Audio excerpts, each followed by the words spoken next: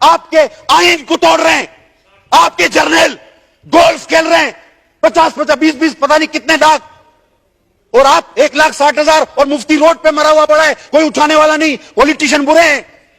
اگر ہم حقیقت کا سامنا نہیں کر سکتے تو سچ کا سامنا کرنا پڑے گا ہمیں. اگر ہم اپنے لیے سچ نہیں بولیں گے تو ہم عوام کے لیے سچ نہیں بول سکتے. یہ جھوٹ ہے, یہ دکھاوا ہے. ہم 12 بجے کی فلائٹ ہماری کینسل, 1 بجے کی فلائٹ سے مارے تھے, تو اچانک ہم تینوں پریشان ہو گئے کہ 25-30 آدمی آئے, کوئی ادھر دوڑ رہا ہے, کوئی ادھر دوڑ رہا ہے. ہم نے کہا خدا خیر کرے کیا ہو گیا ہے.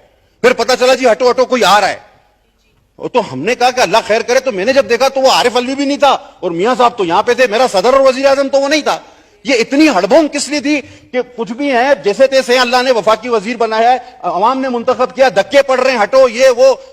اور اس کے بعد جی کوئی شخص آئے تو میں بی بی شازیہ بیٹھی ہیں اور عابد, ہم کہہ رہے تھے یہ کون ہے, ہمارے ملک کا صدر وزیر اعظم تو نہیں ہے. تو میں نے سمجھا شاید سری لنکا کا ہے, اس نے بولا نہیں انڈیا کا ہے, پتہ نہیں کہاں کا ہے. یہ لگتا تو پروٹوکول کا صدر وزیر اعظم سے نہیں کم نہیں تھا. وہ پھر ہمیں دھکے دھکے اس کو بٹھایا گیا. پھر ہم نے پوچھا کہ بھائی یہ صاحب کون ہے, ڈرتے ڈرتے ہم نے, انہوں نے کہا یہ ڈی جی صاحب ہے, یہ ڈی جی صاحب ہے, خدا کی قسم. تو ڈی جی ایس ایف. میں نے بولا یہ ڈی جی ہے. بولا, میں نے کہا ہمیں دھکے کیوں مار رہے ہو. بولا یہ ڈی جی ہے بھائی.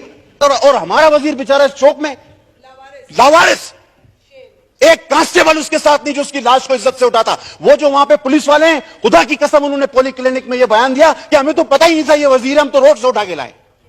آپ کیا کر رہے ہیں آسٹریلٹی کے نام پہ. آتے جاتے ہوئے کچھ ایسے معاملات ہوئے جس سے مطلب یہ تھا کہ ایک اثر مل رہا تھا کہ یار کوئی زیادہ مطلب معتبر ہے یا کوئی چھوٹا ہے. تو اس پر میں نے ایک بات کی تھی, وہ بات تھوڑی سی تفصیل میں ہو گئی. اچھا اس وقت تک مجھے نہیں پتا تھا کہ ان کا تعلق بھی سیکیورٹی فورسز سے, ناظر سروس ہوں گے.